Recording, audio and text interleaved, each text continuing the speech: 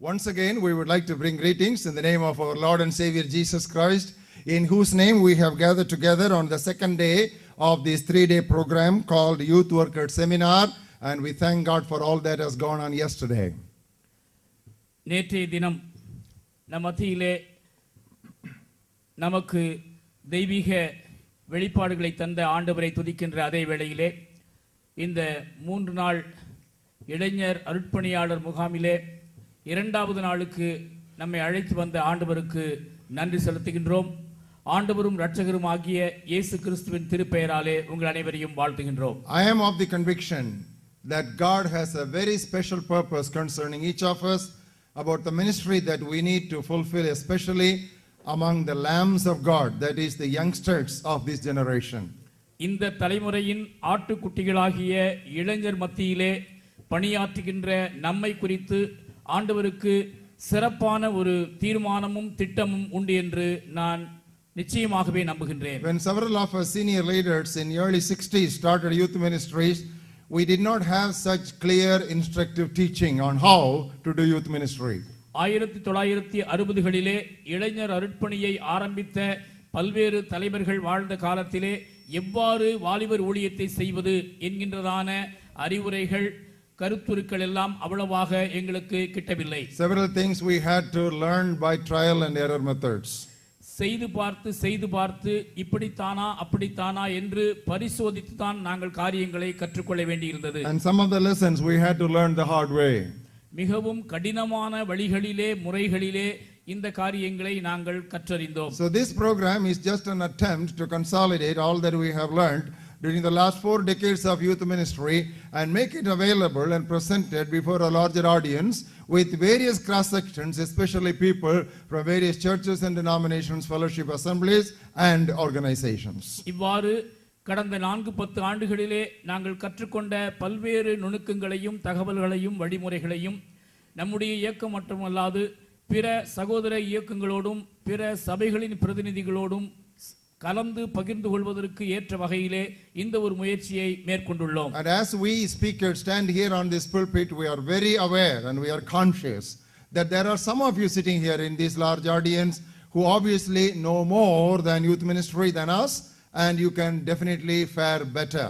We stand here with all humility and with that understanding and recognition. இங்கே மேடையிலே உங்களோடு செய்திகளை பகிர்ந்து கொள்கின்றதான நாங்கள் எங்களுக்கு முன் அமர்ந்திருக்கின்றதான மக்கள் கூட்டத்தில் இருக்கின்றதான உங்களிலே ஒரு சிலர் ஏற்கனவே வாலிபர் ஊழியத்தை மிக சிறப்பாக செய்கின்றீர்கள். நாங்கள் சொல்லுகின்ற காரியங்களை விட அதிகமானவற்றை நீங்கள் அறிந்திருக்கின்றீர்கள்.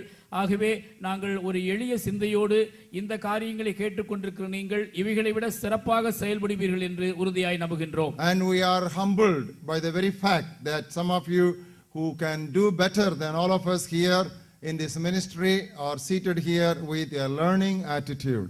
கற்றுக்கொள்ள வேண்டும் என்கிற சிந்தையோடு கூட எங்களை விட கூடுதலாக அறிந்திருந்தாலும் எங்களை விட மேன்மையாக செயல்பட முடிந்த நிலையிலும் கூட இங்கே வந்து ஒரு எளிய சிந்தையோடு தாழ்மையோடு நீங்கள் அமர்ந்திருப்பது உண்மையிலேயே எங்களை மெய்சிலிர்க்க வைக்கிறது. One of the biblical principles of the ministry of God's word is that the moment you stop learning, you lose your capacity and ability and your responsibility of teaching other people.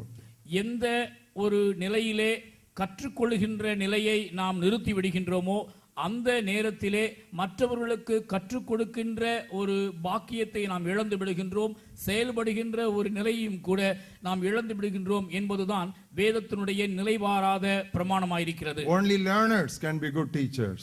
கற்றுக்கொள்பவர்கள் தான் கற்றுக் கொடுக்கின்றவர்களாக இருக்க முடியும். Several people who started their ministry teaching the Bible, you have observed both in South India and North India, they have stopped Bible teaching and they have gone into other ministries because they have stopped learning, and learning takes a lot of homework.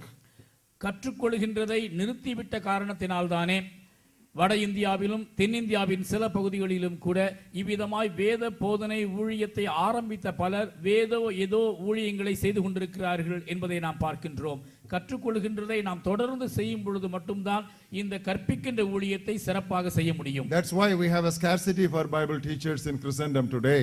வேத போதகர்களுக்கு ஒரு கிராக்கி கிறிஸ்தவத்திலே இன்றைக்கு காணப்படுவதனுடைய மிக முக்கியமான காரணம் இதுதான். Let that not happen to you, dear people.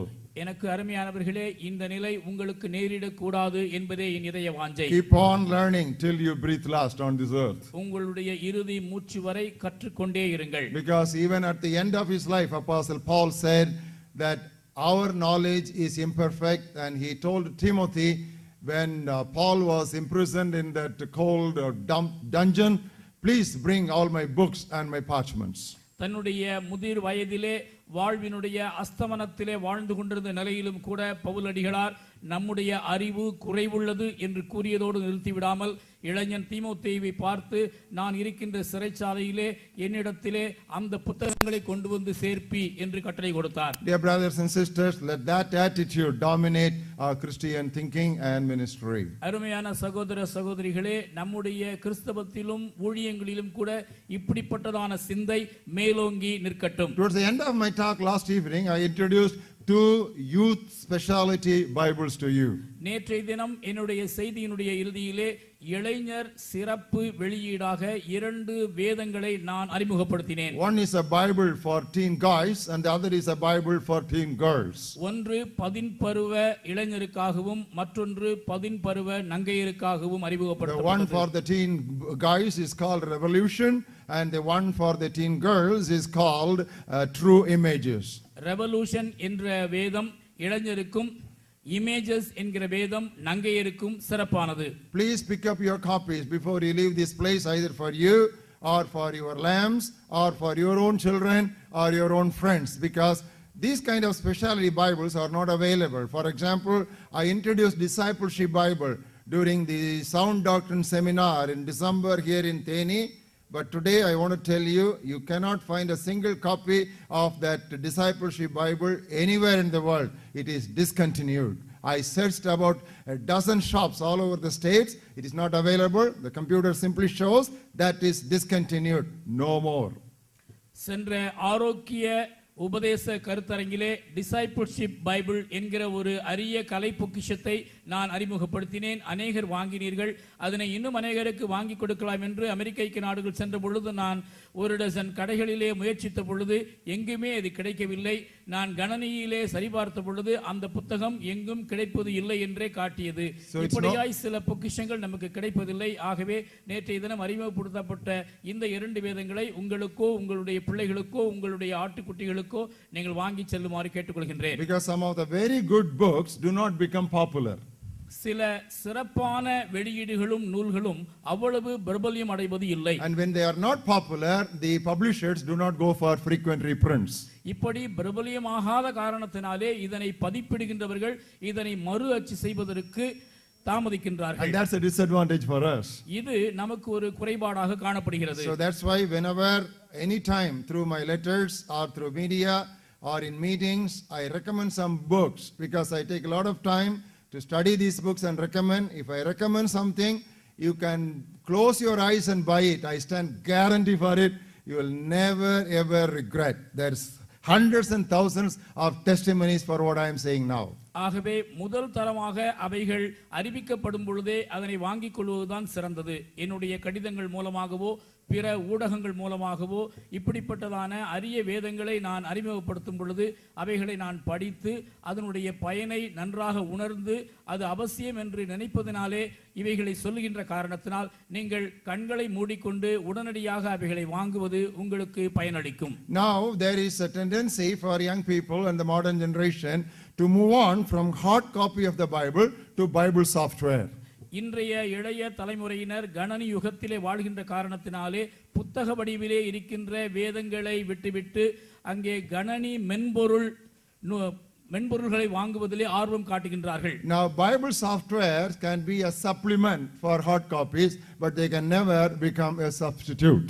இந்த கணனி மென்பொருள்கள் வேத ஆராய்ச்சிக்கு துணை உபகரணங்களாக காணப்படலாமே ஒழிய நிச்சயமாக வேத நூல்களுக்கு இவைகள் பதிலிகளாக ஆகவே முடியாது. When you have a hard copy of the Bible, வேதத்தினுடைய அச்சடிக்கப்பட்ட பிரதியை நீங்கள் கையில் வைத்திருக்கும் You பொழுது can underline wherever you want. அவைகளை நீங்கள் விரும்புகின்ற இடத்திலே And அடிக்கோடிடலாம். if the Lord speaks something to you on a particular day, you can put the date there. ஒரு குறிப்பிட்ட நாளிலே ஆண்டவர் உங்களோடு பேசுவதாக எந்த வசனத்தை உணர்கின்றீர்களோ அதன் அருகிலே அந்த தேதியை நீங்கள் And குறிப்பிடலாம். if it's a personal promise, you can take note of that. தேவனிடத்திலிருந்து உங்களுக்கு கிட்டிய தனிப்பட்ட வாக்குத்தத்தத்தை நீங்கள் குறிப்பிட்டுக் கொள்ளலாம். Suddenly, midnight, 1 o'clock, 2 o'clock, God may wake you up in the night watches and remind you of the scripture text, and you have your Bible near your pillow. You immediately open it with your torchlight and you note it down. And to follow up the study next morning, you can't do it with a computer.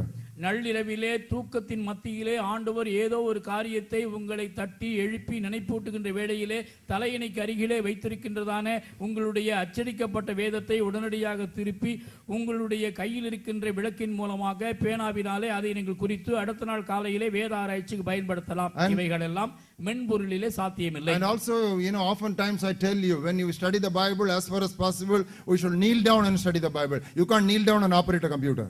வேதத்தை படிக்கும் பொழுதெல்லாம் முழங்காலில் நின்று படிப்பது மிகவும் கனி தருவதாக இருக்கிறது என்று பலமுறை நான் கூறியிருக்கின்றேன். ஆனால் இந்த கணனி மென்பொருள் மூலமாக வேதத்தை படிப்பது என்பது முழங்காலில் நின்று படிப்பது சாத்தியமல்ல. And memorization also is very easy with a hard copy of the Bible. வேதத்தின் அச்சிட்ட பிரதியில் நின்று வசனங்களை மனனம் செய்வதுதான் எளிதானது. மென்பொருளிலிருந்து மனப்பாடம் செய்வது அவ்வளவு சுலபம் அல்ல. So when you very carefully study a hard copy of the Bible after 15 years, 20 years, 25 years, that particular copy of the Bible becomes your personal spiritual journal. 15, 20 அல்லது 25 ஆண்டுகள் ஒரே வேத புத்தகத்தை நீங்கள் தொடர்ந்தேர்ச்சியாய் பயன்படுத்தும் பொழுது அது ஒரு விலை மதிக்க முடியாத புதையலாக உங்களுக்கு தனிப்பட்ட சொத்தாக மாறிவிடுகிறது. So keep all the computer Bibles or Bible software as a supplement and not as a substitute for the hard copy of the Holy Bible. ஆகவே எந்த கணனி வேத நூல்களானாலும் சரி, கணனி மென்பொருள்களானாலும் சரி, அவைகளை நீங்கள் உதவி உபகரணங்களாக சேர்த்து வைத்துக் கொள்ளுங்கள். ஒருபோதும் அச்சடிக்கப்பட்ட வேத பிரதிக்கு பதிலியாக அதனை நினைக்காதிருங்கள். And I always introduce two study Bibles. One is NIV Study Bible and the other is NKJV Study Bible. NIV Study Bible is by Zondervan and NKJV Study Bible is by Thomas Nelson. NIV ஆராய்ச்சி வேதம், NKJV ஆராய்ச்சி வேதம், இவை இரண்டும் நான் ஏற்கனவே உங்களுக்கு அறிமுகப்படுத்தினதான ஆராய்ச்சி வேதங்களாகும். ஜான்ரவான் பதிப்பகத்தினரும் தாமஸ் நெல்சன் பதிப்பகத்தினரும் வெளியிட்டிருக்கின்ற இந்த இரண்டு பொக்கிஷங்களும் மிக அருமையான வேத ஆராய்ச்சி நூல்கள். I know there may be some young people who are grown up 5 years, 10 years in Christian life. For them, you don't need to introduce these new Bibles. You can always ask them to go for these more conservative, solid, thorough study Bible of national and interdenominational combined scholarship. புதிய ஆராய்ச்சி வேதங்களை 5-10 ஆண்டுகள் முதிர்ச்சி அடைந்திருக்கின்ற ஆவிக்குரிய இளைஞர்களுக்கு அறிமுகப்படுத்துவதை விட இப்படிப்பட்ட தேர்ச்சி பெற்ற முதிர்ச்சி அடைந்திருக்கின்ற தேசிய அளவிலும் உலக அளவிலும் பிரசித்தி பெற்றிருக்கின்ற ஆராய்ச்சி வேதங்களை அவர்களுக்கு வாங்கி கொடுப்பது சிறந்ததாகும். And yesterday, Brother Victor Kumar, when he was speaking, he was talking about how young people are wired all over their body like the open heart surgery patient on the second day in the intensive care unit. நேற்றைய தினம் சகோதரன் Victor Kumar தன்னுடைய செய்தியிலே பேசும் பொழுது எப்படி இன்றைய இளைஞர்கள் தலை முதல் கால் வரை கம்பிகளாலே கட்டப்பட்டிருக்கின்றார்கள், இதய அறுவை சிகிச்சை செய்கின்ற நோயாளிகளைப் போல பார்ப்பதற்கு தோற்றமளிக்கின்றார்கள் என்று குறிப்பிட்டார். And you can also help those kind of cultured people by introducing to them the entire Bible in a modern translation called the Message, the Bible in the contemporary language. இப்படிப்பட்டதான கம்பிகளால் சுற்றப்பட்ட இளைஞர்களுக்கு த மெசேஜ் என்று சொல்லப்படுகின்றதான நவீன கணனி வேதாகமம் முழுமையாக இருக்கின்ற இந்த காரியத்தை நீங்கள் அவர்களுக்கு அறிமுகப்படுத்தலாம். 5 MP3 CDs of the whole Bible. முழு வேதமும் 5 MP3 ஒலித்தட்டுகளாக இதிலே உள்ளது. So they can feed it to their iPod or their MP3 players and then they can keep listening to them. And now some copies of this is available, you can pick them up. இவற்றினுடைய ஒரு சில பிரதிகள் கூட புத்தக சாலையிலே உண்டு. MP3 iPod மூலமாக இவைகளை நீங்கள் பயன்படுத்தி பயன்பெறலாம். Thank God for all these facilities. All these Bibles are very cheap, just 1,000 rupees, 1,500 rupees only. Just imagine. Even for a good branded trousers or Kanjivaram sari 1,500, you don't get any jari. You know, at least you must go for 10,000, 15,000. So 1,500 rupees, you don't get a good Kanjipuram sari at all. It won't be a Kanjipuram sari. Arani silk you can get. 1000 1500 ரூபாய்க்கு இப்படிப்பட்டதான விலைமதிக்கப்படாத வேதங்கள் கிடைப்பது மிக மிக ஒரு அரிய வாய்ப்பாகும். ஏனென்றால் நல்ல ஒரு கால் சட்டை கூட 1000 1500 ரூபாய் கொடுத்து நாம் வாங்க முடியாது. காஞ்சிபுரம் சேலை என்றால் முந்தானி கூட 1000 ரூபாய்க்கு நீங்கள் வாங்க முடியாது. ஆரணி பட்டு சேலை வேண்டுமானால் நீங்கள் முயற்சித்து பார்க்கலாம். இப்படி இருக்க இப்படிப்பட்ட விலை உயர்ந்த வேதத்தை 1000 1500 கொடுத்து வாங்குவது உங்களுக்கு மிக அரிய வாய்ப்பு. Imagine, to write one paragraph of 5 sentences without a mistake, it's so difficult even for some of our postgraduates today.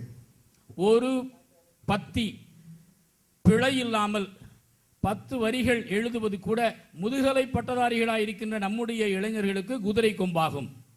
Think of so much of material, information, packed up, well formatted, deep biblical research, years of labor, so many Bible scholars coming together, joint effort, brought out in a form so compactly for just 1,500 rupees. Tremendously cheap. So even if the booksellers will offer you a discount, tell them, no, I want to pay the full amount and take it.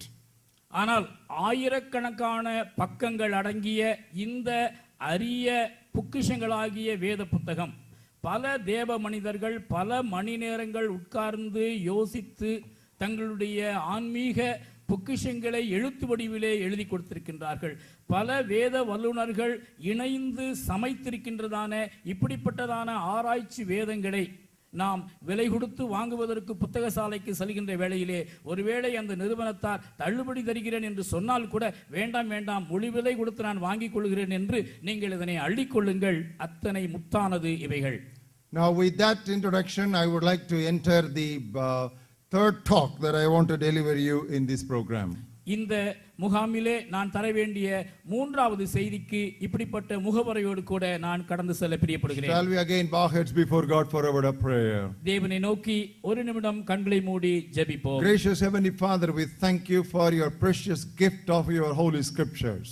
கிருபை நிறைந்த வானக தந்தையே, உம்முடைய விலைமதிக்க முடியாத ஈவாகிய பரிசுத்த வேத எழுத்துக்களுக்காக உமக்கு நன்றி. They are more precious than gold, and they are tastier than the sweetest of wines, and they are so precious to us, O God, than treasures. Help us, O God, to approach your word with that attitude. ஆண்டவரே, பொன்னிலும் பசும்பொன்னிலும் மேலான இந்த வேதத்திற்காக, தேனிலும் தேன் கூட்டிலிருந்து ஒழுகும் தெளிதேனிலும் மதுரமான இந்த வேதத்திற்காக, அநேகமாயிரம் பொன் வெள்ளியை பார்க்கிலும் மேன்மையான இந்த வேதத்திற்காக அப்பா உமக்கு நாங்கள் நன்றி சொல்லுகின்றோம். Thank you, Lord, that any generation, let it be the first century generation or the 21st century ultra mega whatever generation, Lord, your word, your Bible, it need not be, cannot be ever updated because it is always up to date. ஆண்டவரே, முதல் நூற்றாண்டு தலைமுறையினரானாலும் சரி, 21ஆம் நூற்றாண்டு தலைமுறையினரானாலும் சரி, எத்தனை நவீனமான அதிநவீனமான தலைமுறையினரானாலும் சரி, இதற்காக இந்த வேத எழுத்துக்களை நவீனப்படுத்தவே முடியாது ஆண்டவரே. ஏனென்றால் இதை எப்பொழுதும் யாருக்கும் புதிதானவையாக ஆண்டவரே மிகவும் நவீனமானதாகவே இருப்பதற்காக நாங்கள் உமக்கு நன்றி சொல்கின்றோம். Heaven and earth will change, heaven and earth will pass away, but your word of God, even a jot or dot of it, O God, will never ever pass away. Thank you, O Father, for giving us that word through your Holy Spirit. ஆண்டவரே, வானமும் பூமியும் மாறி போகலாம், வானமும் பூமியும் மறைந்து போகலாம், ஒளிந்து போகலாம், ஆனால் உம்முடைய வேதத்தினுடைய ஒரு வார்த்தையோ ஒரு எழுத்தோ ஒரு எழுத்தின் உறுப்போ மாறி போகாத நிலையிலே நிலை மாறாத பொக்கிஷமாக உம்முடைய பரிசுத்த வேத எழுத்துக்கள் அமைந்திருப்பதற்காக உமக்கு நன்றி சொல்கிறோம் தகப்பனே. Thank you, Lord, for the privilege that is ours that we carry the message of this old book called the Bible to our younger modern generation. பழைய புத்தகமாகிய இந்த பரிசுத்த வேத எழுத்துக்களை மிகவும் பொருத்தமான ஒரு நூலாக எங்களுடைய நவீன இளைய தலைமுறையினருக்கு சுமந்து செல்லும் பாக்கியத்தை நீர் எங்களுக்கு தந்திருக்கிறபடியினாலே அப்பா உமக்கு நன்றி கர்த்தாவே. As we enter the second day and as we have begun continuing to meditate on your word, to make us more and more relevant and effective in the youth ministry. We pray, Lord God, that the meditation of our hearts and the words of our mouth be found acceptable and pleasing in your sight. ஆண்டவரே, உம்முடைய திருவசனத்தை தியானிப்பதற்காக தொடர்ந்து நாங்கள் முயற்சி செய்கின்றதான இந்த வேளையிலும் கூட இளைஞர் ஊழியத்திலே இளைஞர் இருதயத்திற்கு பக்கத்தில் இருக்கின்ற இணையானவர்களாய் நாங்கள் காணப்படும்படியாக ஆண்டவரே, இந்த வசனத்தினாலே நீர் எங்களை இன்னும் கூட வணையும்படியாக ஆண்டவரே, எங்களுடைய இருதயத்தின் தியானமும் எங்களுடைய வாயின் வார்த்தைகளும் உம்முடைய சமூகத்திலே பிரீதியாய் இருக்கும்படியாய் நாங்கள் ஜெபிக்கின்றோம் கர்த்தாவே. In Jesus' name we pray. இயேசு கிறிஸ்துவின் திருப்பெயரில் ஜெபிக்கின்றோம் பிதாவே. Amen. Amen. In my first talk, I spoke to you about the biblical basis for youth ministry. என்னுடைய முதல் செய்தியிலே இளைஞர் அருட்பணிக்கான வேத அடிப்படையை குறித்து நான் குறிப்பிட்டேன். And I touched upon the challenges and rewards that are unique for the youth ministry. இளைஞர் அருட்பணியிலே காணப்படுகின்ற பிரத்யேகமான சவால்களும் அதன் பலன்களும் என்கின்ற ஒரு பட்டியலை உங்களுக்கு முன் விவரித்தேன். And yesterday I dealt with some of the false doctrines which seduce and seduct our younger generation. அவ்வாறே இரண்டாவது செய்தியிலே இன்றைய இளைஞர் தலைமுறையினரை அலைக்கழிக்கின்றதான கள்ள உபதேசங்கள் இன்னதென்று நான் உங்களுக்கு முன் விவரித்தேன். And I also stressed the fact that we should never think that doctrine is only for elders and is not for youngsters. But I told you, because doctrinal teaching and study is foundation, that must be laid quite early in life. உபதேச போதனையானது முதியோர்களுக்கும் மூப்பர்களுக்கும் மட்டுமல்ல இளைஞர்களுக்கும் அதி முக்கியமானது.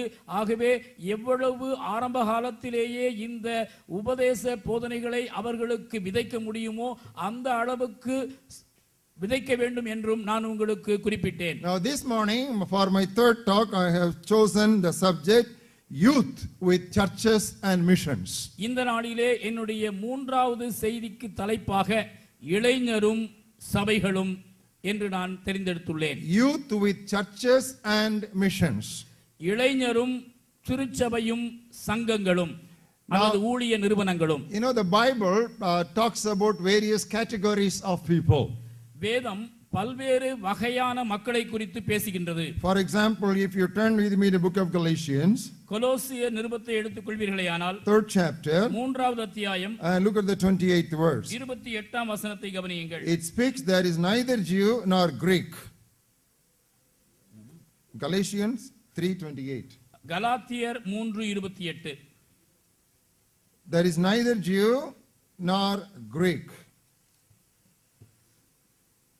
யூதன் என்றும் கிரேக்கன் என்றும் இல்லை. What does it mean? No racial distinction. இதனுடைய பொருள் என்ன? இன வேறுபாடு இல்லை. And then it says there is neither slave nor free. அடுத்து அடிமை என்றும் சுயாதீனன் என்றும் இல்லை. That speaks about social distinction. சமூக வேறுபாடு இல்லை என்பதை இது எடுத்து காட்டுகிறது. Then it says there is neither male nor female.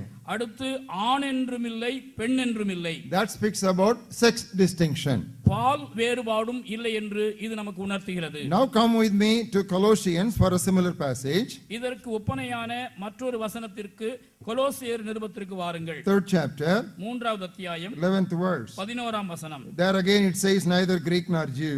அங்கே மீண்டுமாக கிரேக்கன் என்றும் யூதன் என்றும் இல்லை. But something newly is introduced here. அந்த பட்டியலிலே புதிதாக ஒன்று இணைக்கப்பட்டுள்ளது. Circumcised nor uncircumcised. விருத்த சேதனம் உள்ளவன் என்றும் விருத்த சேதனம் இல்லாதவன் என்றும் இல்லை. This speaks about religious distinction. இது மத வேறுபாடு இல்லை என்பதை நமக்கு உணர்த்துகிறது. And then it speaks about barbarian, Scythian, a slave or free. அடுத்து புறவினத்தான் என்றும் புற தேசத்தான் என்றும் இல்லை. This speaks about cultural distinction. இது கலாச்சார வேறுபாடு இல்லை என்பதை நமக்கு உணர்த்துகிறது. Now we have got two passages talking about the same subject. ரெண்டு வசன பகுதிகள் ஒரே தலைப்பை குறித்து பேசுகிறதை நாம் இப்பொழுது பார்த்துக் One கொண்டிருக்கிறோம். Galatians 3:28, ஒன்று கலாத்தியர் 3:28, other one Colossians 3:11, மற்றொன்று கொலோசியர் 3:11. and they speak about 5 distinctions. இவைகள் 5 வேறுபாடுகளை நமக்கு முன் வைக்கிறது. Racial distinction, இன வேறுபாடு, social distinction, சமூக வேறுபாடு, sex distinction, பால் வேறுபாடு, religious distinction, மத வேறுபாடு, cultural distinction. கலாச்சார வேறுபாடு. But have you noticed it does not add young or old. இளைஞர் மூப்பர் என்ற வேறுபாட்டை குறித்து இங்கே நாம் பார்க்கின்றோமா என்றால் இல்லை. இதை நீங்கள் கவனித்தீர்களா? It says there is no difference between Jew or Greek, யூதன் என்றும் இல்லை, கிரேக்கன் என்றும் இல்லை, no difference between slave or free, அடிமை என்றும் சுயாதீனன் என்றும் இல்லை, no difference between male or female, ஆண் என்றும் பெண் என்றும் இல்லை, no difference between circumcised or uncircumcised, விருத்த சேதனம் உள்ளவன் விருத்த சேதனம் இல்லாதவன் என்றில்லை, no difference between barbarian or Scythian. புறவினத்தார் புற தேசத்தான் என்றும் இல்லை. But the Bible nowhere says no difference between young or old. ஆனால் வேதம் எங்குமே சொல்லவில்லை முதியோர் என்றும் இல்லை, இளைஞர் என்றும் இல்லை என்று. On the other hand, the Bible singles out young people and gives them a special prominent place in God's end time program. மாறாக தேவனுடைய திட்டத்தின் குறிப்பாக இறுதி காலகட்டத்திலே இளைஞரினுடைய அதிமுக்கியமான பங்கு என்று சொல்லி வேதம் அதனை தனியாக எடுத்து காட்டுகிறது. That's what we saw yesterday in the first talk. அதைத்தான் நேற்றைய தினம் முதல் செய்தியிலே நாம் கவனித்தோம். In the last days. கடைசி நாட்களிலே. That means at the end of the age. இந்த யுகத்தின் கடைசியிலே. That means when we come to the end of this era. அதாவது இந்த காலங்களின் கடைசியிலே. When the church age will come to an end. சபை யுகம் முடிவடைகின்றதான காலகட்டத்திலே. When the dispensation of grace is about to close. கிருபையின் யுகம் முடிவு பெறுகின்றதான வேளையிலே. God will pour out his spirit upon all flesh. தேவன் மாம்சமான யாவர் மேலும் தமது ஆவியை ஊற்றுவார். Immediately sons will come on the stage, doctors will come on the stage, and young men will come on the stage. உடனடியாக குமாரரும் குமாரத்திகளும் வாலிபரும் மேடைகளிலே வருவார்கள். So they become the frontline actors in God's end time drama of redemption. தேவனுடைய மீட்பின் திட்டமாகிய நாடகத்தினுடைய கடைசி காட்சியிலே இந்த இளைஞர்கள் தான் முன்னணியிலே நிற்பார்கள். Yes, we establish once and for all that God's purposes on this earth at the end time will be done primarily by the young people. ஆக இறுதியாகவும் உறுதியாகவும் நிச்சயமாகவும் உண்மையாகவும் நாம் முடிவு கட்டினோம். என்னவென்றால் தேவனுடைய மீட்பின் திட்டத்தினுடைய கடைசி காட்சி வாலிபர்களாலும் நங்கையர்களாலும் அரங்கேற்றப்படும். How does God fulfill his work on the earth? தேவன் இந்த பூமியிலே தம்முடைய திட்டத்தை எவ்வாறு நிறைவேற்றுகின்றார்? He accomplishes it through two structures. இரண்டு அமைப்புகளின் மூலமாக அவர் அதனை நிறைவேற்றுகின்றார். Through two systems. இரண்டு வழிமுறைகளினாலே அவர் நிறைவேற்றுகின்றார். One is churches and the other is missions. ஒன்று சபைகள், இரண்டாவது ஊழிய நிறுவனங்கள். One is churches and the other is parachurch organization. ஒன்று சபைகள், இரண்டாவது சபைக்கு இணையான சங்கங்கள். All the ministries and all the gatherings and all the groups and all the congregations can be categorized and classified under these two structures. எல்லா வகையான மக்கள் கூட்டங்களும் ஐக்கிய கூடுகைகளும் ஐக்கிய கூட்டங்களும் ஜெப கூட்டங்களும் இந்த இரண்டு விதமான அமைப்புகளிலே அடக்க முடியும். God uses churches and missions or evangelistic agencies or parachurch organizations together to fulfill his purposes on earth. சபைகளையும் சபைக்கு இணையான சங்கங்களையும் பிற ஊழிய நிறுவனங்களையும் நற்செய்தி இயக்கங்களையும் தம்முடைய தெய்வீக திட்டத்தை நிறைவேற்றுவதற்காக தேவன் ஒருமிக்க பயன்படுத்துகின்றார். And when we want these young people to fulfill God's purposes on earth for God's missionary program here at the end time, it is necessary that we as youth leaders and youth workers do all that is possible to induct the young people or integrate these young people into these two structures suitably and appropriately. Otherwise, this great force and energy would be totally lost and wasted. இவ்விதமாய் தேவன் தம்முடைய கடைசி கால திட்டத்தை இளைஞர்களை கொண்டும் நங்கையர்களை கொண்டும் செயல்படுத்துகின்றார் என்கிற அறிவை நாம் உணர்ந்த மாத்திரத்திலே நாம் செய்ய வேண்டியது என்ன? வாலிபர் ஊழிய தலைவர்களாகவும் இளைஞர் அருட்பணியிலே ஈடுபட்டிருக்கின்ற முக்கியமான நபர்களாகவும் நம் கண்காணிப்பிலே இருக்கின்றதான இளைய தலைமுறையினரை சபைகளிலும் சங்கங்களிலும் எப்படியெல்லாம் நாம் முன்னே தள்ள முடியுமோ அல்லது இணைக்க முடியுமோ உட்புகுத்த முடியுமோ அந்த விதத்திலெல்லாம் நாம் செயல்பட வேண்டும். Now I want to just take a biblical passage from which I have evolved this picture. எந்த வேத பகுதியிலிருந்து இந்த ஒரு காட்சியை சிறப்பாக நாம் காண முடியுமோ அதனை நான் உங்களுக்கு முன்வைக்க விரும்புகின்றேன். Over the years, some of you have been listening to me many times. Some of you perhaps may listen to me 100 times. இங்கே 100க்கும் அதிகமான முறை என்னுடைய செய்தியை மீண்டும் மீண்டும் திரும்ப கேட்ட அநேகர் இங்கே இருக்கக்கூடும். There are two styles of preaching God's word. தேவனுடைய வசனத்தை பிரசங்கிப்பதிலே 2 முக்கியமான முறைகள் இருக்கின்றன. You meditate God's word and evolve principles and present it to people. வேத வசனத்தை தியானம் செய்து அதிலிருந்து கட்டப்படுகின்றதான கொள்கைகளை மக்களுக்கு எடுத்துரைத்தல். The other method is state the philosophies or principles and search the scriptures to support it. இரண்டாவது முறை இன்ன கருத்துருக்கள் கொள்கைகள் என்று குறிப்பிட்டுவிட்டு அதற்கு சாதகமான வேத பகுதிகளை சான்றுகளாக எடுத்துச் சொல்லுதல். Now, both these methods are there in Christendom. கிறிஸ்தவத்திலே இந்த 2 முறைகளுமே கையாளப்படுகின்றன. But I am always addicted to and committed to the first method. I study the Bible and things come out of the Bible which I formulate and present. என்னை பொறுத்தமட்டிலே முதல் வழிமுறையையே நான் எப்பொழுதும் பின்பற்றுகின்றேன். வேதத்தை ஆராய்கின்றேன். வேதத்தை படிக்கும் பொழுது அங்கே காணப்படுகின்றதான வேத வழிமுறைகளை அப்படியே எடுத்து மற்றவர்களுக்கு சொல்லுகின்றேன். Turn with me to have this picture in 1 Corinthians 3rd chapter. 1 கொரிந்தியர் 3வது அத்தியாயத்தை எடுத்து அங்கே காட்டப்படுகின்றதான இந்த வரைபடத்தை கவனியுங்கள். 9th verse. 9ஆம் வசனம். We are God's fellow workers. நாங்கள் தேவனுக்கு உடன் வேலையாட்களாய் இருக்கிறோம். You are God's field. நீங்கள் தேவனுடைய பண்ணையும் and you are God's building. தேவனுடைய மாளிகையுமாய் இருக்கிறீர்கள். We are all God's fellow workers. நாம் எல்லாரும் தேவனுடைய உடன் வேலையாட்கள். And we do it in 2 different premises. 2 வித்தியாசமான வளாகங்களிலே நாம் இதனை செய்கின்றோம். One is field and other is building. ஒன்று பண்ணை மற்றொன்று மாளிகை. Field speaks about missionary evangelism. பண்ணை என்று சொல்லப்படுவது மிஷனரி நற்செய்தி பணியை குறிக்கின்றது. Because Jesus himself said the field is the word.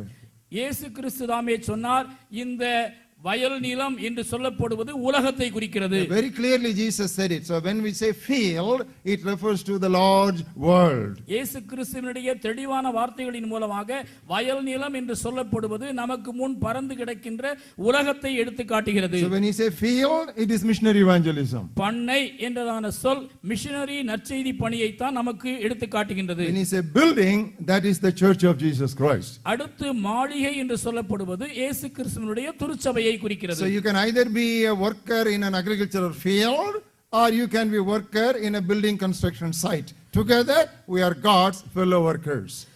தேவனுடைய பண்ணையாகிய வேளாண் வயல் நிலத்திலே வேலை செய்கின்ற ஒரு நபராகவும் நீங்கள் இருக்கலாம் அல்லது தேவனுடைய சபையாகிய மாளிகையிலே கட்டுமான பணியில் ஈடுபட்டிருக்கிறவர்களாகவும் நீங்கள் இருக்கலாம். As we read in the 6th verse, 6வது வசனத்திலே நாம் வாசிக்கிற வண்ணமாக Paul planted, that is missionary evangelism.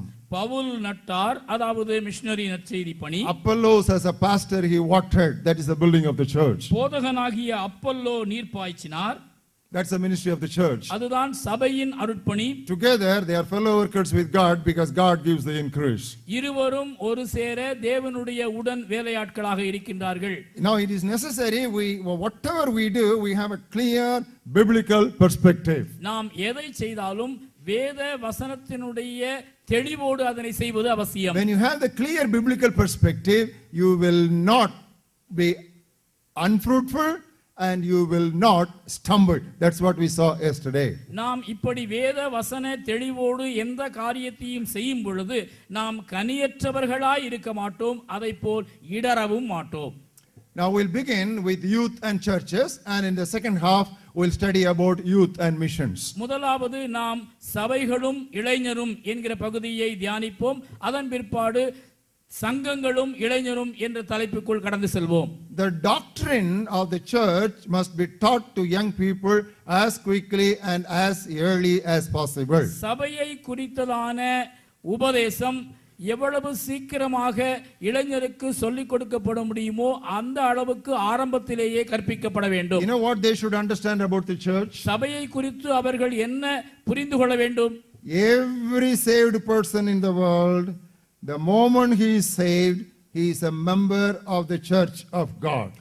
எந்த ஒரு நபரும் மறுபடியும் பிறக்கின்றதான மாத்திரத்திலே அவர் இயேசு கிறிஸ்துவினுடைய திருச்சபையின் அங்கமாக மாறிவிடுகின்றார். There is another definition for the church. இந்த சபைக்கு மற்றொரு வரைவிலக்கணம் உண்டு. No sinner inside. சபையின் உள்ளே எந்த ஒரு பாவியும் இல்லை, சபைக்கு வெளியே எந்த ஒரு பரிசுத்தவானும் இல்லை. No sinner inside, no saint outside. That's what the church of Jesus Christ is. சபையின் உள்ளே எந்த ஒரு பாவிக்கும் இடமில்லை, சபைக்கு வெளியே எந்த ஒரு பரிசுத்தருக்கும் இடமில்லை. இதுதான் சபையின் இலக்கணம். This is a biblical teaching.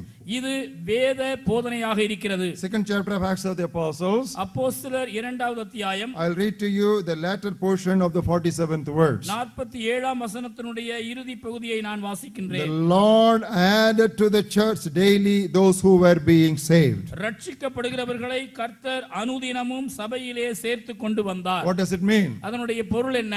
Those who are outside the church are unsaved people. சபைக்கு வெளியே இருந்த மக்கள் ரட்சிக்கப்படாதவர்கள். And once they are saved, the Lord immediately brings them into the church.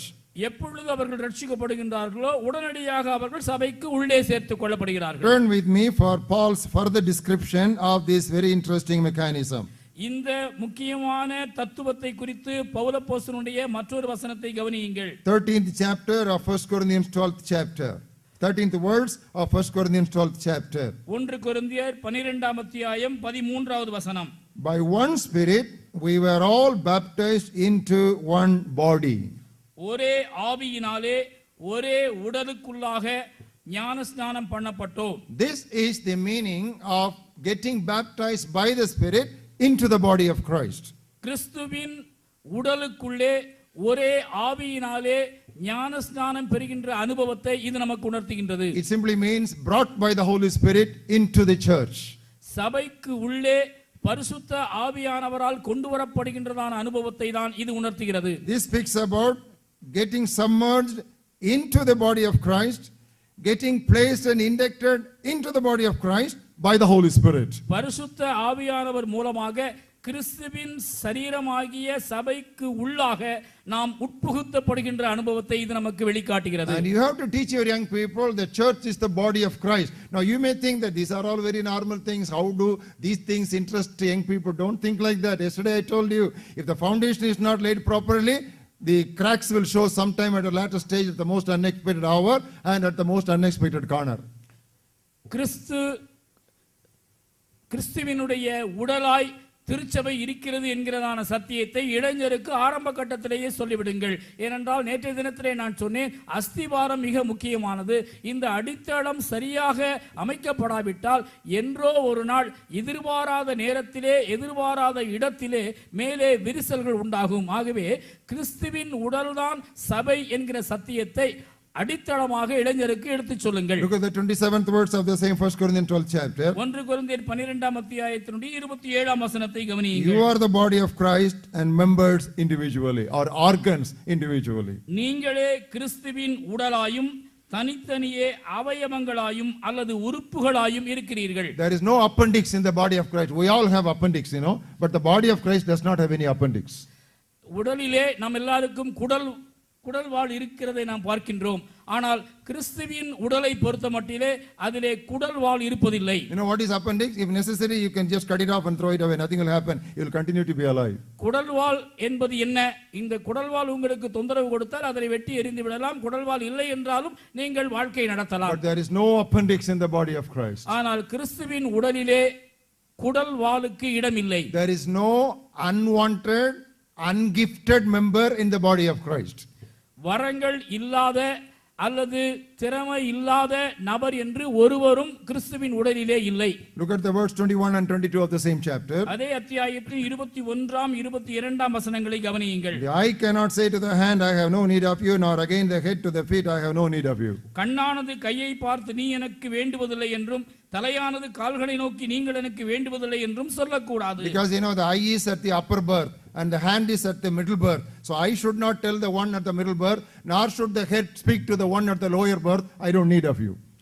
கண் என்பது உயர் தளத்திலே இருக்கின்றது, கை என்பது மத்திய தளத்திலே இருக்கிறது, கால் என்பது கீழ்த்தளத்திலே இருக்கின்றது. மேல்தளத்தில் இருக்கின்றதான கண் இடைத்தளத்திலோ கீழ்த்தளத்திலோ இருக்கின்ற உறுப்புகளை பார்த்து தேவையில்லை என்று சொல்ல முடியாது. Everybody is important and nobody is unimportant. ஒவ்வொருவரும் முக்கியமானவர்கள், முக்கியம் இல்லாதவர்கள் என்று எவருமே இல்லை. The reason why I put so many words and so many expressions is that you will get that kind of an understanding when you talk to young people to drive home the truth into their hearts. இந்த சத்தியத்தை பல வார்த்தைகளின் மூலமாக மீண்டும் மீண்டும் நான் ஏன் கூறுகிறேன் என்றால், இளைஞரிடத்திலே நீங்கள் சொல்லும் பொழுது இதனுடைய முக்கியத்துவத்தை நீங்கள் வலியுறுத்தி கூற வேண்டும் என்பதற்காகவே. And the church has two expressions.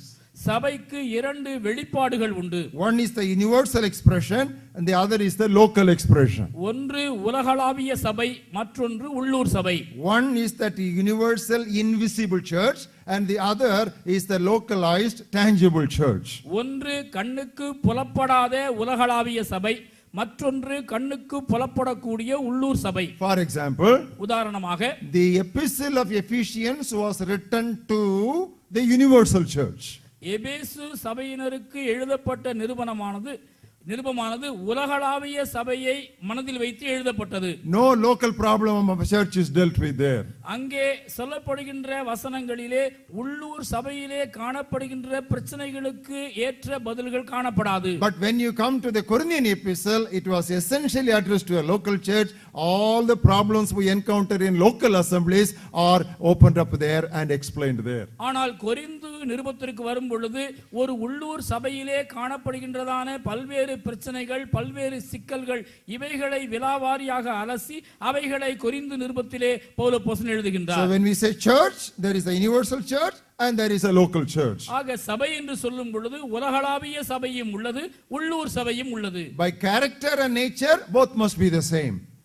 அதனுடைய அம்சம், குணாதிசயம் இவற்றை பார்க்கும் பொழுது இரண்டும் ஒன்று போல் தோன்றுகிறது. But there will be functional difference between these two. ஆனால் அவைகள் செயல்படும் விதத்திலே பார்க்கும் பொழுது வித்தியாசங்கள் காணப்படுகின்றன. Now I come to the crux of the matter. நான் இப்பொழுது மிகவும் கருகலான ஒரு இடத்திற்கு வருகின்றேன். Youth ministries talk so much about forsaking sin and living a victorious life, but they stop there. That's why so much of backslide. பாவத்தை மேற்கொள்வதை குறித்தும் வெற்றியான வாழ்க்கை வாழ்வதை குறித்தும் இளைஞர் ஊழியத்திலே நாம் ஓங்கி அடித்து பேசுகின்றோம். ஆனால் அந்த மட்டிலே நாம் நிறுத்தி விடுவதால் தான் அநேக பின்மாற்றங்களை நாம் பார்க்கின்றோம். We do not induct them into the church. அவர்களை சபைக்கு உட்புகுத்துவது கிடையாது. Turn with me to 2 Timothy, 2nd chapter, 22nd verse, which we so many times shouted aloud from the pulpits. 2 தீமோத்தேயு 2ஆம் அத்தியாயம் 2ஆம் வசனம் அடிக்கடி 22nd verse. 22ஆம் வசனம் அடிக்கடி மேடைகளிலே திரும்ப திரும்ப நாம் உரைத்த வசனம். Look at that verse. அந்த வசனத்தை கவனியுங்கள். I want every one of you to look at the words. You know, this is the biblical exercise. இது ஒரு வேத பயிற்சி. ஆகவே நீங்கள் ஒவ்வொருவரும் வேத வசனத்தை நீங்களாக கவனித்து பாருங்கள். Flee also youthful lust. பாலியத்துக்குரிய இச்சைகளுக்கு நீ விலகி ஓடி. You know, in Tamil it is odi, there is a comma. In English there is a semicolon. It doesn't stop there. Only a portion of the truth is given there. தமிழிலே விலகி ஓடி என்ற இடத்திலே ஒரு comma போடப்பட்டுள்ளது. ஆங்கில வேதாகமத்திலே ஒரு அரைப்புள்ளி வைக்கப்பட்டுள்ளது. அதாவது அந்த வசனம் அங்கு முடிந்து விடவில்லை, தொடர்ந்து போகிறது என்று பொருள். We talk so much about fleeing youthful lust. ஓடுவதை குறித்து, இச்சைகளை விட்டு ஓடுவதை குறித்து நாம் ஏராளம் பேசுகின்றோம். But following fleeing, there comes fellowshipping. ஆனால் இந்த ஓடுவதை தொடர்ந்து நாம் நாடுவதும் சொல்லப்பட வேண்டும். But pursue righteousness and faith and love and peace with those who call on the Lord out of a pure heart. சுத்த இருதயத்தோடே கர்த்தரை தொழுது கொள்ளுகிறவர்கள் உடனே நீதியையும் விசுவாசத்தையும் அன்பையும் சமாதானத்தையும் அடையும்படி நாடு. It doesn't say pursue righteousness, faith, love and peace and stop there. நீதியையும் விசுவாசத்தையும் அன்பையும் சமாதானத்தையும் நாடு என்று சொல்லவில்லை. You have to pursue that or you have to follow that with the people who are already calling on the name of the Lord out of a pure heart. Pure heart means not people with the sinless perfection, people who have been cleansed by the blood of Jesus. இவைகளை நாட வேண்டும் என்று சொன்னால் எப்படி? ஏற்கனவே இவ்வாறு கர்த்தரை தொழுது கொள்கின்ற மக்களுடனே இணைந்து நாட வேண்டும். சுத்த இருதயத்தோடு என்று என்றால் என்ன பொருள்? பரிசுத்தமாய் பூரணப்பட்டவர்கள் என்றா? இல்லை. ஏற்கனவே தேவனுடைய இரத்தத்தினாலே கழுவப்பட்டு பரிசுத்தமாக்கப்பட்டவர்கள். அப்படிப்பட்ட மக்களோடு இணைந்து இவைகளை நாட வேண்டும். So we youth ministries, we talk so much about fleeing, but very little about fellowshipping or following. இளைஞர் ஊழியத்திலே ஈடுபட்டிருக்கின்ற நாம் அநேக முறை ஓடுவதை குறித்து ஓங்கி அடித்து பேசுகின்றோம், ஆனால் நாடுவதை குறித்து எவ்வளவு பேசுகின்றோம்? Leaving is important and cleaving is equally important. ஓடுவது முக்கியம், நாடுவது அதோடு மிக மிக சம முக்கியம். Breaking of old bonds is important, making of new bonds is equally important. பழைய உறவுகளை துண்டிப்பது மிக மிக அவசியம். அதே சமயத்திலே புதிய உறவுகளை பிணைத்துக் கொள்வதும் மிக மிக முக்கியம். There are several chemistry students sitting here. இங்கே வேதியியல் மாணவர்கள் பலர் So I உட்கார்ந்திருக்கின்றனர். spoke a chemistry language now. நான் இப்பொழுது வேதியியல் மொழியிலே பேசுகின்றேன். It is breaking of old bonds and making of new bonds. That is the chemistry of Christianity. பழைய உறவுகளை துண்டித்து புதிய உறவுகளை உண்டாக்குகின்றதான கிறிஸ்தவ வேதியியலை நாம் அறிந்து கொள்ள வேண்டும். Backsliding, I want to tell you, dear youth leaders who are so bothered about so frequent and prevalent backsliding among the youngsters with whom you are ministering, I want to tell you, backsliding is almost unavoidable without regular fellowship. அவன் பின்வாங்கி போய்விட்டானே, இவள் பின்மாறி போய்விட்டாளே என்று இந்த பின்மாற்றத்தை குறித்து மிகவும் கரிசனையோடு இருக்கின்ற இளைஞர் ஊழிய அன்பர்களே, உங்களிடத்தில் நான் சொல்லிக் கொள்கின்றேன், இந்த கர்த்தருடைய பிள்ளைகளின் ஐக்கியம் இன்றி பின்மாற்றத்தை தடுத்து நிறுத்தவே முடியாது. I want to show you two very vital scripture passages. Both are from book of Hebrews, written by an unknown author. எழுத்தாளர் இன்னார் என்று தெரியாமல் எழுதப்பட்டுள்ள எபிரேயர் நிருபத்திலே காணப்படுகின்ற இரண்டு முக்கியமான பகுதிகளை உங்களுக்கு நான் எடுத்து காட்ட விரும்புகின்றேன். Hebrews 3rd chapter and 12th words. எபிரேயர் 3:12. Beware, brethren. It's a warning. It's a call to alertness. It's a danger signal that we are warned against. Beware, brethren, lest there be in any of you an evil heart of unbelief in departing from the living God, but exhort one another daily while it is called today, lest any of you be hardened through the deceitfulness of sin. எச்சரிக்கையாயிருங்கள் என்று அந்த வசனத்திலே ஒரு அறைகூவல் வருகின்றது. அதாவது நாம் கவனத்தோடு பார்க்க வேண்டியதான ஒரு அபாய சங்கு இங்கே ஒலிக்கின்றது. என்ன?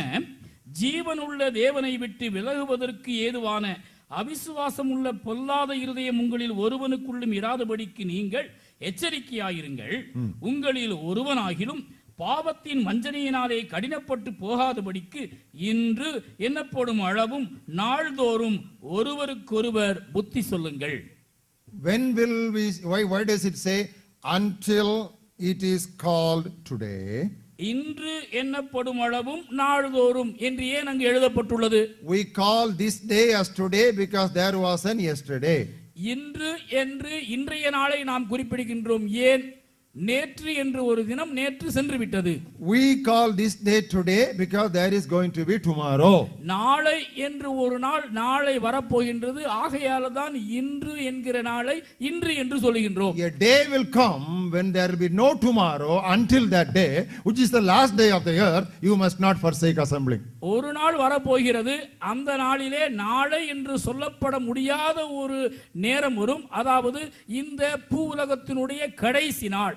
அந்த நாளிலே இந்த ஐக்கியத்தினுடைய முற்றுப்பெறும் நாள் நடைபெறும். Because until that day we fellowship with saints here, and beyond that day we fellowship with saints there in eternity forever and ever. அந்த நாள் வரை இந்த பூவுலகத்தின் பரிசுத்தர்களோடு நாம் ஐக்கியப்படுவோம். அந்த நாளுக்கு பிற்பாடு பரலோகத்தினுடைய பரிசுத்தர்களோடு நாம் ஐக்கியப்படுவோம். You see the importance and the warning that is served here. இங்கே கொடுக்கப்பட்டிருக்கின்றதான எச்சரிக்கையினுடைய முக்கியத்துவத்தை நன்றாக கவனித்து The பாருங்கள். same book, 10th chapter, verses 24 to 26. அதே புத்தகம் 10வது அத்தியாயம் 24 முதல் 26 வசனங்கள். Let us consider one another in order to stir up love and good works, not forsaking the assembling of ourselves together, as is the manner of some, but exhorting one another, and so much the more as you see the day approaching. There it is called today, and here the same theme continues, as the day is approaching. மேலும் அன்புக்கும் நற்கிரியைகளுக்கும் நாம் ஏவப்படும்படி ஒருவரை ஒருவர் கவனித்து சபை கூடி வருதலை சிலர் விட்டுவிடுகிறது போல நாமும் விட்டுவிடாமல் ஒருவருக்கொருவர் புத்தி சொல்ல கடவோம். நாளானது சமீபித்து வருகிறதை எவ்வளவாய் பார்க்கிறீர்களோ அவ்வளவாய் புத்தி சொல்ல வேண்டும். அந்த வசனத்திலே இன்று எண்ணப்படும் அளவும் என்று நாம் பார்த்தோம். இங்கே நாளானது சமீபித்து வருகிறது என்று பார்க்கின்றோம். That means as long as we are on this side of eternity, on the face of the earth, we never outgrow the necessity of fellowshipping with fellow saints, brothers and sisters in Christ.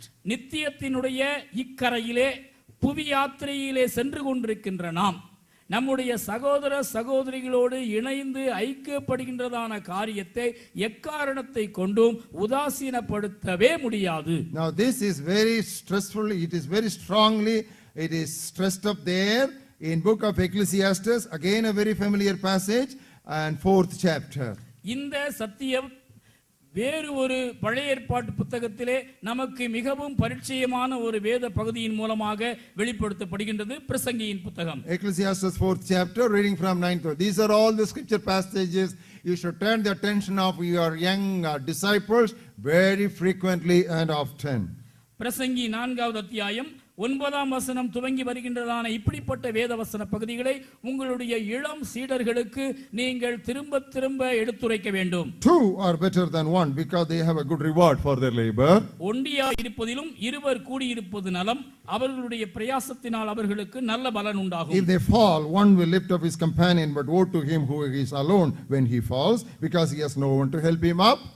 ஒருவன் விழுந்தால் அவன் உடனாளி அவனை தூக்கி விடுவான், ஒண்டியாயிருந்து விழுகிறவனுக்கு ஐயோ, அவனை தூக்கிவிட துணை இல்லையே. Again, if two lie down together, they will keep warm, but how can one be warm alone? இரண்டு பேராய் படுத்துக் கொண்டிருந்தால் அவர்களுக்கு சூடு உண்டாகும், ஒண்டியாய் இருக்கிறவனுக்கு சூடுண்டாவது எப்படி? Therefore one may be overpowered by another, but two can withstand him, and a threefold cord is not quickly broken. ஒருவனை யாதொருவன் மேற்கொள்ள வந்தால் இருவரும் அவனுக்கு எதிர்த்து நிற்கலாம், முப்புரி நூல் சீக்கிரமாய் அறாது. Here is a threefold blessing of fellowship. இங்கே ஐக்கியத்தினுடைய முப்பரிமாண ஆசி கூறப்பட்டுள்ளது. It keeps us from falling. நாம் விழுவதிலிருந்து நம்மை காக்கிறது. It keeps us from freezing. நாம் குளிர்ந்து போவதிலிருந்து நம்மை காக்கிறது. It keeps us from failing in fighting. சண்டைக்கு செல்லும் பொழுது நாம் தோற்கடிக்கப்படாமல் இருக்க உதவுகிறது. Once again, மீண்டுமாய் சொல்கிறேன், fellowshipping with God's people keeps us from falling, from freezing and failing in fighting. இறை மக்களோடு இணைந்து ஐக்கியப்படுவது நாம் கீழே விழுவதிலிருந்து நம்மை தடுக்கின்றது, நாம் குளிர்ந்து போகாமல் நம்மை காக்கின்றது, நாம் தோற்று போகாமல் வெற்றியடைய செய்கிறது. You know, very interestingly, immediately after this, the 13th verse which we meditated yesterday comes up. இந்த வசன பகுதிக்கு அடுத்தாற் போலதான் நேற்றைய தினத்திலே நாம் தியானித்த முக்கியமான 13ஆம் வசனம் வருகின்றது. Better is a poor and wise youth than an old and foolish king who will be admonished no more. ஆலோசனையை கேளாத கிழவனும் மூடனுமாகிய அரசனை பார்க்கிலும் ஏழையும் ஞானியுமாகிய இளைஞனே சிறந்தவன். I know it all. எனக்கு எல்லாம் I can தெரியும், manage alone. நான் சமாளித்துக் கொள்வேன், I don't need others' help. மற்றவர்களுடைய உதவி எனக்கு It தேவையில்லை. is I and my God, you don't interfere with it. நானும் என் தேவனும் என்கிறதான இந்த தத்துவம். I am okay, you are okay, we are okay, don't interfere with mine, I won't interfere with you. நான் நன்றாக இருக்கின்றேன், நீ நன்றாக இருக்கின்றாய், தேவன் நன்றாக இருக்கின்றாய், என்னிடத்திலே உன்னுடைய மூக்கை நுழைக்காதே என்று சொல்லுவது. That is the philosophy of that old king. இது மூடனாகிய கிழவனுடைய ஆலோசனை. He will not listen to any people. அவன் யாருக்கும் செவிமடுத்து கேட்க மாட்டான். Are you understanding? Immediately after talking about fellowship against falling, freezing and failing in fighting, here comes that very important truth that young people should keep themselves open to receive counsel, exhortation, encouragement, and if necessary, rebuke and correction. விழுந்து போவதை குறித்தும் குளிர்ந்து போவதை குறித்தும் தோற்று போவதை குறித்தும் சொல்லப்பட்ட வசனங்களை தொடர்ந்துதான் இந்த கிழவனும் இளைஞனும் என்கிறதான வசனம் சொல்லப்பட்டதிலிருந்து நாம் அறிந்து கொள்ள வேண்டியது என்ன? இளைஞர்கள் மற்றவர்களுடைய உதவியை நாடி தேடி அவர்களுடைய ஒத்தாசையையும் அவர்களுடைய அறிவுரையையும் அவர்களுடைய பக்தி விருத்தியையும் தேவையானால் அவர்களுடைய கடிந்து கொள்ளுதலையும் பெற்றுக்கொள்ள You வேண்டும். know what is the problem of young people today? இன்றைய இளைஞர்களுடைய பிரச்சனை என்ன தெரியுமா? Turn with me to the book of Judges, 21st chapter, 25th words. There, what exactly the modern generation is inscribed for us. நியாயாதிபதிகள் 21வது அத்தியாயம் 25வது வசனத்திலே இன்றைய நவீன யுக இளைஞர்களுடைய பிரச்சனை பொறிக்கப்பட்டுள்ளது. In those days, there was no king in Israel. Everyone did what was right in his own eyes. அந்நாட்களிலே இஸ்ரவேலில் அரசன் இல்லை, அவனவன் தன் தன் பார்வைக்கு சரி போனபடி செய்து வந்தான். There is a leadership vacuum for young people and youngsters in this generation. இன்றைய யுகத்திலே இளைஞர்களுக்கு தலைவர்கள் தலைமைத்துவம் அறவே இல்லை. This is an age of independence and youth is an age of independence. இன்றைய நாட்கள் சுதந்திரம் சுயாதீனம் என்று சொல்லப்படுகின்றதான காலமாய் இருக்கின்றது.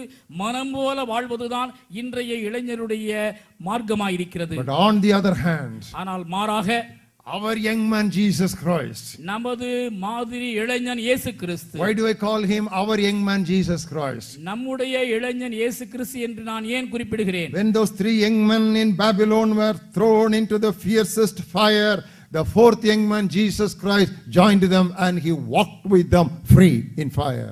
அங்கே பாபிலோனிலே 3 இளைஞர்கள் பற்றி எரிகின்றதான அக்கினி ஜுவாலையிலே தூக்கி எறியப்பட்ட பொழுது அந்த 3 இளைஞர்களோடு 4வது இளைஞனாக இளைஞன் இயேசு கிறிஸ்து உலாவினார். You know what was the customary habit of this young man Jesus? இந்த இளைஞன் இயேசுவினுடைய வழக்கம் என்ன தெரியுமா? Both at 13 and at 31 he was regular in going to the temple. 13வது வயதானாலும் சரி 31வது வயதானாலும் சரி ஜெப ஆலயத்திற்கு செல்வது அவருடைய வழக்கமும் பழக்கமுமாயிருந்தது. Now you can find out your own turn to your Bible to find out how he was in the temple when he was 13 and how he was in the temple as his custom was, the Bible says. வழக்கத்தின்படி as his custom was when he was 31. He never outgrew the necessity of going and joining people in worship. சபைக்கு சென்று ஆலயத்தில் கலந்து கொள்வதை தேவையில்லை என்று ஒரு நாளும் ஒருபோதும் இயேசு கிறிஸ்து நினைக்கவே இல்லை. உங்களுடைய வேதத்தை தேடி வாசித்து அவர் எவ்வாறு தன்னுடைய 10 பருவத்திலும் தன்னுடைய 30வது வயதிலும் மீண்டும் மீண்டும் வழக்கத்தின்படியே ஜெபாலயத்திற்கு சென்றார் என்பதை நீங்கள் வாசித்து பார்க்கலாம். If Jesus could go to church regularly, I think none of us can be exempted from that. We can never manage it alone. ஆலயத்திற்கு செல்வது இளைஞன் இயேசுவுக்கே அவசியமாயிற்றென்றால் நம் ஒவ்வொருவருக்கும் இது எவ்வளவு முக்கியம் என்பதை நான் இதற்கு மேல் வலியுறுத்தி சொல்ல அவசியமில்லை. Having told our young people to go to church, join fellowship regularly, we have to immediately follow them up as to how they should behave in the church. சபைக்கு அல்லது ஐக்கியத்திற்கு செல்ல வேண்டும் என்று இளைஞரை ஊக்குவித்த மாத்திரத்திலே அவர்கள் சபையிலே எப்படி நடந்து கொள்ள வேண்டும் என்பதை குறித்தும் கூட நாம் அவர்களை பின்தொடர்ந்து கண்காணிக்க வேண்டும். Apostle Paul taught and trained Timothy as to how to behave in the church. You know, our teaching is incomplete sometimes. Go to church, go to church, go to church. What to do in the church, how to behave in the church, we don't teach them. So in 2-3 weeks they just followed. கோயிலுக்கு போ கோயிலுக்கு போ கோயிலுக்கு போ என்று அவனை விரட்டி அடிக்கின்றோமே ஒழிய ஆலயத்தில் என்ன செய்ய வேண்டும் எப்படி இருக்க வேண்டும் என்றெல்லாம் நாம் சொல்லுவது கிடையாது. ஆனால் இளைஞன் தீமோத்தேயுவை எப்படி சபையிலே நடந்து கொள்ள வேண்டும் என்று மூப்பனாகிய பவுல் அங்கே கண்காணித்து வழிநடத்தினார். Turn with me to 1 Timothy 3rd chapter. 1 தீமோத்தேயு 3வது அத்தியாயம். I'll read to you verses 14 and 15. 14 15 வசனம். These things I write to you, though I hope to come to you shortly. தாமதிப்பேனாகில் நான் முன்னிடத்திற்கு சீக்கிரமாய் வருவேன் என்று நம்பி இருக்கிறேன். You know, Paul was about to go and meet Timothy. You know, just look at it, imagine the scene here. இங்கே நடக்கின்றதான காரியத்தை கற்பனை செய்து பாருங்கள். வெகு சீக்கிரத்திலே பவுல் தீமோத்தேயுவை சந்திக்க இருக்கிறார். They were about to meet with each other. சீக்கிரத்திலே அவர்கள் ஒருவரை ஒருவர் சந்திக்க போகிறார்கள். And suddenly Paul thought, I have told him that I will go and meet him on Saturday morning on the 16th of August 2008. But in case I get delayed. 16ஆம் தேதி August மாதம் சனிக்கிழமை தீமோத்தேயுவை சென்று சந்திக்க வேண்டும் என்று பவுல் குறித்திருக்கின்றார். ஆனால் திடீரென்று அவருடைய மனதிலே ஒரு சந்தேகம் இருக்கின்றது. ஒருவேளை சனிக்கிழமை சென்று தீமோத்தேயுவை சந்திக்க முடியவில்லை என்றால் தாமதிப்பேனாகில், in verse 15 here, but if I am delayed, ஒருவேளை நான் தாமதிப்பேனாகில், I don't want this teaching to reach you late. இந்த போதனை உனக்கு தாமதமாக கூடாது என்று சொல்லி நான் நினைக்கின்றேன். I want this teaching to immediately come to you, because what I am going to tell you or what I am going to write to you is of paramount importance. நான் எழுதுகின்றதான இந்த காரியம் உடனடியாக நீ கவனிக்க வேண்டிய மிக முக்கியமான ஒரு சத்தியம். அது தாமதிக்க கூடாது. I write to you so that you may know how you ought to behave yourself or conduct yourself in the house of God, which is the church of the living God. தேவனுடைய வீட்டிலே நடக்க வேண்டிய வகையை நீ அறியும்படிக்கு இவைகளை உனக்கு எழுதுகிறேன். அந்த வீடு ஜீவனுள்ள தேவனுடைய சபையாய் சத்தியத்திற்கு தூணும் ஆதாரமுமாயிருக்கிறது. Dear brothers and sisters, in your discipling ministry of youngsters, do not delay teaching this important truth to youngsters, how they ought to behave in the church of Jesus Christ. தேவனுடைய வீடாகிய சபையிலே அவர்கள் எப்படி நடந்து கொள்ள வேண்டும் என்கிறதான இந்த சத்தியத்தை இளைஞருக்கு போதிக்கின்ற காலத்திலே ஒரு நாளும் தாமதம் செய்யாதிருங்கள்.